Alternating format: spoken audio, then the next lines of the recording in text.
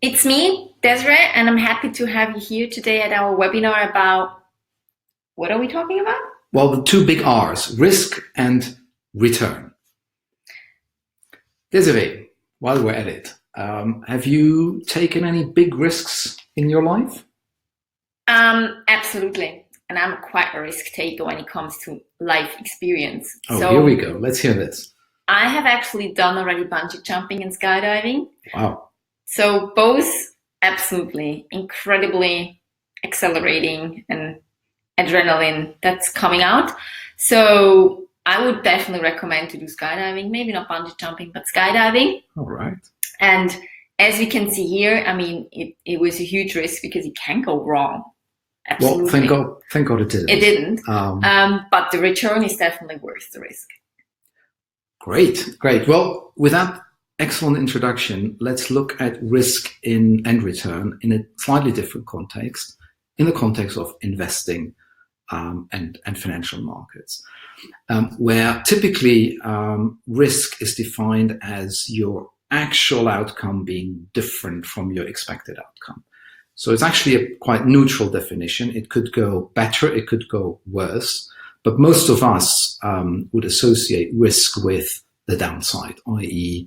you expect something to, say, return 10%, but in fact it only returns 2%, and you would call this risk. Or there's different types of risk. What I just described is market risk, i.e. the swings in the value of your investment. There's also something called credit risk. Let's imagine you invested in a bond and the company goes bankrupt. That means for you as the investor in the bond, you might get only some or maybe none of your money back. And that's referred to as credit risk.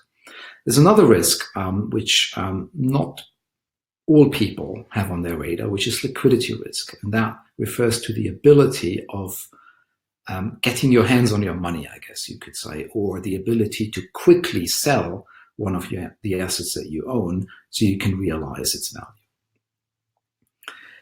Should we?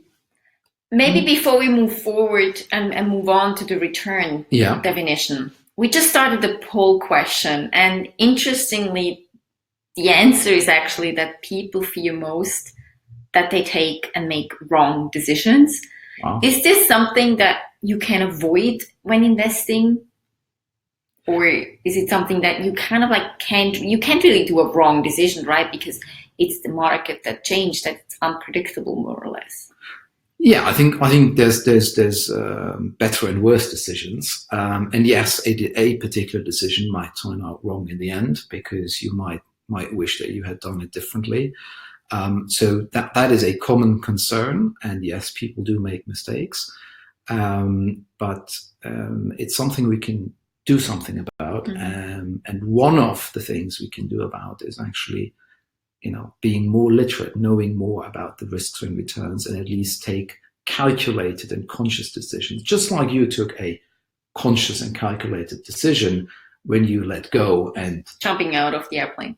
Jumped out of the airplane, right? That was a conscious decision. But I think there are also tools that help you, for example, the topic of diversity, and we will talk about this later, that helps you as well to kind of like balance your risk, and so you feel much better and safer when you take some decisions. So we will come back on that one. Absolutely right. There is no need to take undue risk, and there's ways, and diversification is the main way of getting risk that you don't need to carry and you shouldn't.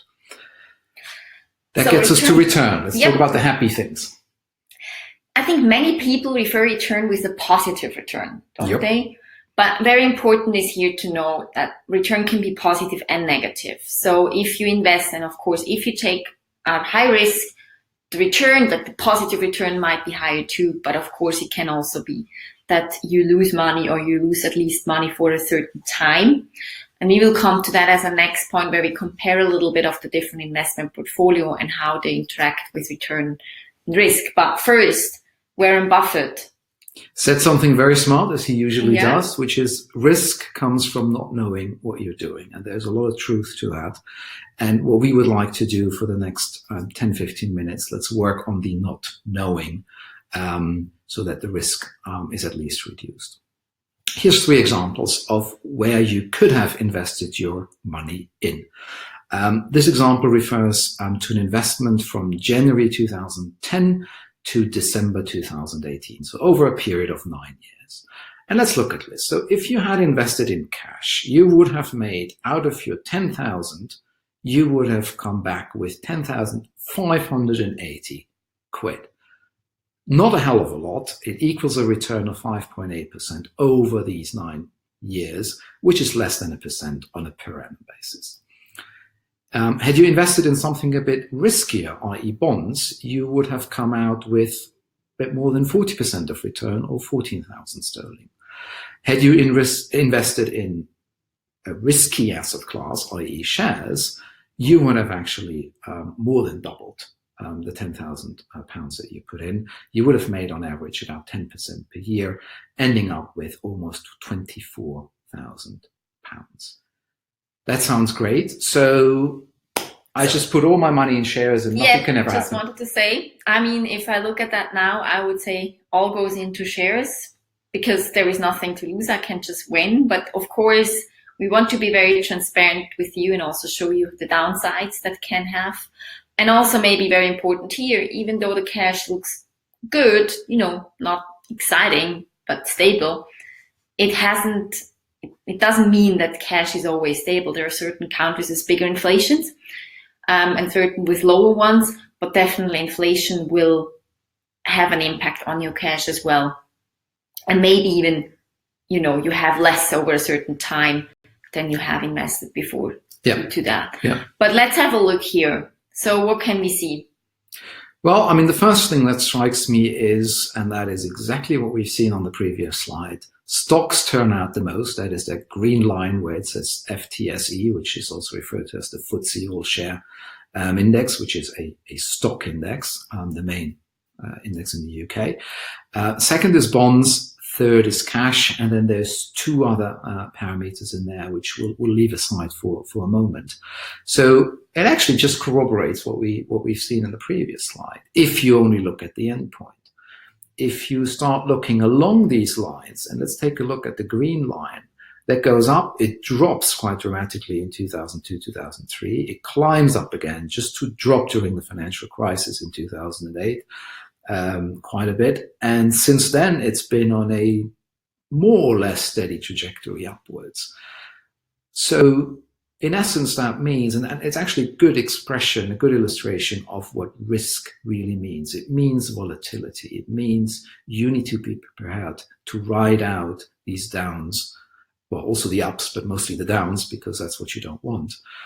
So that over the long time period, and you can see, it can be demonstrated from data that for stock markets, that's true over long time periods, you will come out with a good return. But had you, for example, disinvested in 2003 or 2008 and you had everything in stock, you would have lost quite a bit of money. So I think very important here is actually the key message I take out of it is if you invest in stocks, you kind of like need to be patient, or you need to have the capability and your financial base to say, okay, I'll leave the money where it is for a couple of more years so that you're not in need to take it out of the market if it's on a downside. So I think if you really invest in stocks, make sure it's money that you feel comfortable about not accessing for a longer time period of a few years, so that in case it drops, you kind of like can stay through till it goes up again. Yeah. I think that's important here, because if I would have to pull it out in 2008, I would definitely have a bad risk experience. Absolutely. And that is the second aspect of it, which is you also need to be, well, patient, yes, but you shouldn't panic.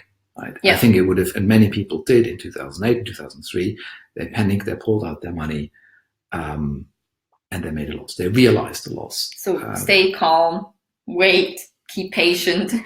Difficult sometimes. Absolutely. Now, let's talk a little bit. We touched on it. We mentioned cash, we mentioned shares, we mentioned bonds, which is just another name for fixed income, which you can see here on this matrix. All of these are different asset classes, so groups of similar financial instruments, financial investments, and they come with different characteristics. For example, different returns and different associated risks. And here you have graphically what we've been talking about, i.e. shares carry a high risk, but also pretty high returns. Bonds have lower risks, but also lower returns, and cash is all the way in the corner where there's low returns and low risk. The knowledge about the different characteristics of asset classes helps us to do something very important, which is to diversify. And I can diversify across asset classes, I can diversify across countries, I can diversify across industries, and I can diversify across risks. In every single instance, what it means is that you, rather than putting all your eggs in one basket, you put them in several different baskets. And experience also shows that is true. They will perform different in different markets. Certain countries do well when others don't. Certain industries do better than others, for example, in certain periods of time. Technology right now is very, very much on the up. But if we enter a downturn, a recession maybe even, some of the more what's called defensive industries like pharmaceutical might outperform technology by quite a bit. So by mixing your portfolio, not just across asset classes, but also across geographies or countries, and also between industries, will help you to balance out under or overperformance of individual items in your investment shopping basket, if I can call it that. Or going back to the shoes example, you will always have a pair of shoes that's just right for the weather outside, i.e. the financial situation in markets. So that's why you have more than one shoe at home, right? You don't have just one pair of sneaker. One, yeah. You have probably sneakers, hiking shoes, some shoes to go out for a nice dinner. So that's exactly the point here, because you have different shoes, different options to choose from for whatever the occasion is, and the same is for the diversification. Make sure you have a little bit of everything, and also don't think about what we hear often is that people say, I invest in the country and industry I know, which isn't really what we would recommend. But be open, invest in what we just explained in a different baskets. So you will be much more diversified and your portfolio will be much more balanced. Now, we talked earlier about, and we've seen that also, that it also depends on the time horizon. If you've got more time, you can go into riskier investments because you have more time to ride out any downswings. And that's all that we are summarizing on this slide here. If you have more time, you can deal with less liquidity, you can take on more risk, which should result in higher returns. Now, the question is, how do I know whether I should invest short or long term? That's a good question. And we always like to bring up your life path. And it's maybe a nice illustration to, first of all, think about where you stand in life at the moment.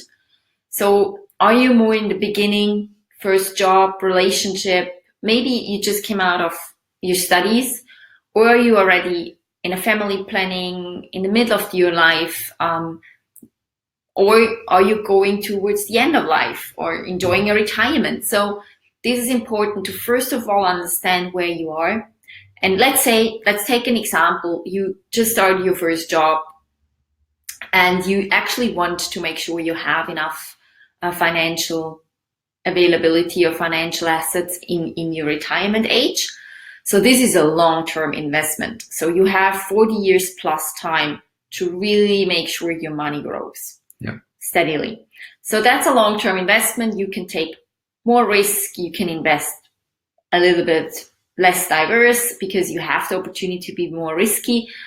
But assuming you want to plan a family very soon, in a couple of years, then you need to make sure, because family takes more money and it costs a little bit more, then you need to make sure you have certain liquidity available you can pull out very quickly.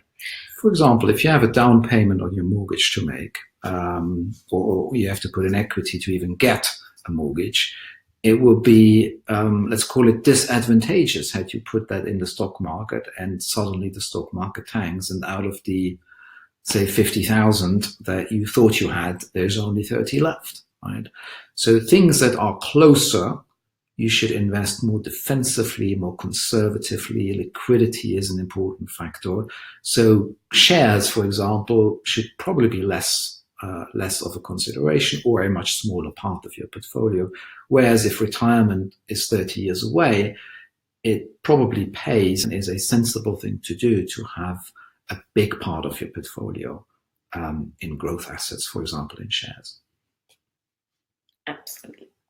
And that brings us actually to one of our last slides. What is your personal risk tolerance, and how can I find it out now for myself? Yeah, exactly. Because there's no point, or little point, I should say, if you just go with everything you've got into very, very risky stock markets, and then you can't sleep every single night because you're so nervous, and it will happen. Markets will drop. It will be an awful experience. So your personal situation, your personal circumstances, i.e. where you are in life, but also your personal, your emotional predisposition is an extremely important factor. At the end of the day, you also need to be comfortable and you need to feel okay with what you've done and where you've put your money. Now, typically there's three very broad categories when we talk about risk tolerance: conservative, moderate, aggressive. Conservative is someone that wants stability, security. It's not so much after returns. So these are investors that are typically have a lot of cash, have a lot of bonds or fixed income investments. At the other end of the spectrum, you have what's often called aggressive or risk-taking, which are investors that go into shares or even more, call it esoteric asset classes like private equity, hedge funds, and the various things that you have. The important thing is that you find out for yourself where you are in the spectrum so that you feel comfortable with the composition of your portfolio. Now, we'll go a little bit beyond what we can do today and what we can talk about today, because we've already taken up quite a bit of time of your early lunch break. But there's many sources and tools and tests. Here are three that we have found to be quite useful. Have a look, have a go, play around with it. They typically ask you a bunch of questions. Some at first instance might not relate to finance at all, but they might relate to what we said earlier. How do you feel about risk? What's your emotional predisposition when it comes to return, risk, and the interaction of the two? So this is something you can take your time on and do it on your own at home or when you have a spare minute. I also saw, just with the poll question that came out, that our audience today is actually quite advanced. So they already think about the future and how much they will need in certain life stages. That's really important. So that's another thing. If you haven't done it already, sit down, have a think where you are today, where you want to go, what your goals are. And we have some other webinars about these topics as well. So that helps you to also get a certain feeling of how much money you can invest, how much you need liquidity, so you feel comfortable, so you can take it out of the system tomorrow. And some others you might feel good about to have it in the system for a little bit longer.